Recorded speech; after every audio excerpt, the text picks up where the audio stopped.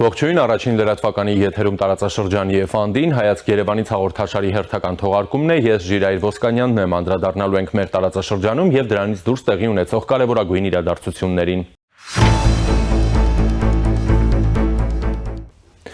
Միացյալ Նահանգների նախագահը նշել է, որ կղզու նկատմամբ վերահսկողությունը Վաշինգտոնին փոխանցելու վերաբերյալ գործարքի կնքման տարբերակը ավելի պարզ կլիներ։ Միևնույն ժամանակ ԱՄՆ-ն Գրենլանդիայի հարցերով հատուկ դեսպանորդ Ջեֆ Լենդրին մեղադրել է Դանիայի երկրորդ համաշխարհային պատերազմից հետո կղզին վերաօկուպացնելու մեջ խախտելով ՄԱԿ-ի ընթացակարգերը։ Պատմությունը կարևոր է, ԱՄՆ-ն պաշտպանել է Գրենլանդիայի ինքնիշխանությունը պատերազմի ժամանակ, երբ Դանիան չէր կարողանում դա անել, սակայն պատերազմից հետո Դանիան վերաօկուպացրեց կղզին, շրջանցելով եւ անտեսելով ՄԱԿ-ի արձանագրությունները, նշել է նա։ Նա նաև ընդգծել է, որ ԱՄՆ-Գրենլանդիա հարաբերությունները պետք է կառուցվեն հյուրընկալության, այլ ոչ թե թշնամանքի սկզբունքների վրա։ Լենդրիի կոշտ հայտարարությանը արձագանքել է ԱՄՆ-ում Դանիայի դեսպան Ջեսպեր Միոլերը։ Նա նշել է, այո, պատմությունը կարևոր է, Դանիայի թագավորությունը միշտ ուսուսի է կանգնած եղել ԱՄՆ-ի հետ։ Սեպտեմբերի 11-ից հետո մենք արձագանքել ենք ԱՄՆ-ի կոչին, մեկ շնչի հաշվով ավելի շատ զինվոր ենք կորցրել, քան ՆԱՏՕ-ի որևէ այլ երկիր։ Փաստերը նույնպես կարևոր են, դարեր շարունակ Գրենլանդիան թագավորության մաս է կազմել, որը բազմիցս ճանաչվել է ամերիկյան վարչակազմերի, ՄԱԿ-ի եւ ընդհանրապես միջազգային մակարդակով, նշել է նա։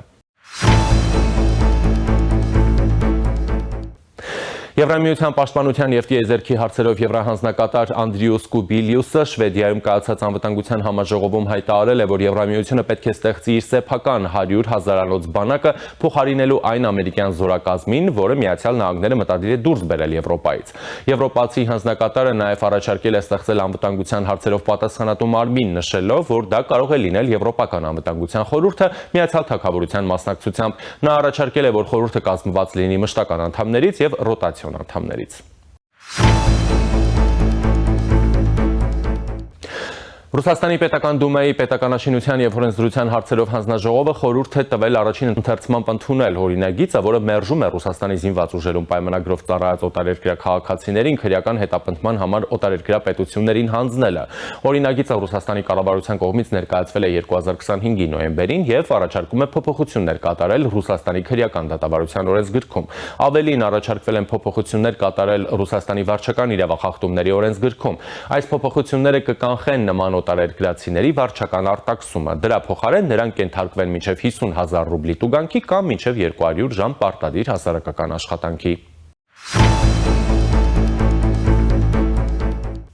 Համաշխարհային լուրերից անցում կատարենք տարածաշրջանային նորություններին։ Իրանի իշխանություններին չի հաջողվում մարել երկրում ավելի քան 2 շաբաթ շարունակվող բողոքի ցույցերի ալիքը։ ԱՄՆ-ում գործող ՌԱՀՆԱ իրավապաշտպան կազմակերպությունը հայտնում է, որ Իրանում բողոքի ցույցերի ընթացքում զոհվել է ավելի քան 500 մարդ, զոհերի թվում են 590 ցուցարար և իրավապահ մարմինների 48 ներկայացուցիչներ, այդ թվում նաև Իսլամական հեղափոխության պահապանների կորպուսի բարձրաստիճան զինվորական, որը հրաման է տվել կրակ բացել ցուցարարների վրա։ Ավելին, 2 շաբաթ տևած բողոքի ցույցերի ընթացքում ձերբակալվել է ավելի քան 10,600 մարդ։ Միջազգային լրատվական կայքերի հաղորդմամբ զոհերի իրական թիվը կարող է շատ ավելի մեծ լինել, քան հրապարակվել է, քանի որ երկրում ամբողջությամբ անջատված է համացանցը։ Իրանի իշխանությունները դեռևս չեն հրապարակել ցույցերի ժամանակ զոհվածների կամ վիրավորների թիվը, սակայն եռօրյա սուգ են հայտարարել երկրում օրեր շարունակ տեղի ունեցող ցույցերի և անկարգությունների ժամանակ զոհվածների հիշատակին։ Այս մասին հայտարարություն է արել Իրանի պետական ռադիոհեռարձակողը։ Հայտարարության մեջ մասնավորապես ասվում է, որ սուգ է հայտարարվում Միացյալ Նահանգների և Իսրայելի դեմ իրանական ազգային պայքարում զոհվածների հիշատակին։ Նշվում է նաև, որ Իրանի նախագահ Մասուդ Փեզեշքյանը միանալու է ՍՔՕ արարողությանը և կոչ է անում քաղաքացիներին ևս մասնակցել այսօր կայանալիք ազգային երթին։ Կիրակի օրը Իրանի ժողովրդին ուղղված իր ուղերձում Իրանի նախագահ Փեզեշքյանը խոստացել է շարունակել տնտեսական բարեփոխումներն ու լուծել նրա խնդիրները և մեղադրել ԱՄՆ-ին ու Իսրայելին անկարգությունները կազմակերպելու մեջ։ Նա կոչ է արել մարդկանց դուրս գալ փողոցներ կանխելու համար արմատականների կողմից ժողովրդի իրական պահանջներն իրենց իսկական պահանջներով փոխարինելը։ Միևնույն ժամանակ նախորդին նոր հայտարարությամբ է հանդես եկել նաև Իրանի վերջին շահի որդին Ռեզա Փահլավին, որը հայտարարել է Իրան վերադառնալու իր պատրաստակամության մասին և ԱՄՆ ղեկավարությանը կոչ արել գործել վճռական պահին։ Փահլավիի խոսքով նա արդեն պլանավորում է անցումային թիմի կազմը։ Այս ամենի խորապատկերին ԱՄՆ նախագահ Դոնալդ Թրամփը հայտարարել է, որ Իրանի ղեկավարությունը զանգահարել է իրեն բանակցելու նպատակով այն բանից հետո, երբ նա բազմիցս սպառնացել էր ռազմական գործողություն գործողություններով միջամտել, եթե Թեհրանը ցուցարարներին սպանի։ Իրանի արտգործնախարարությունը հայտարարել է արտաքին գործերի նախարար Աբբաս Արաղչիի եւ ԱՄՆ նախագահ Դոնալդ Թրամփի վարչակազմի միջև կապի ալիքի գոյության մասին։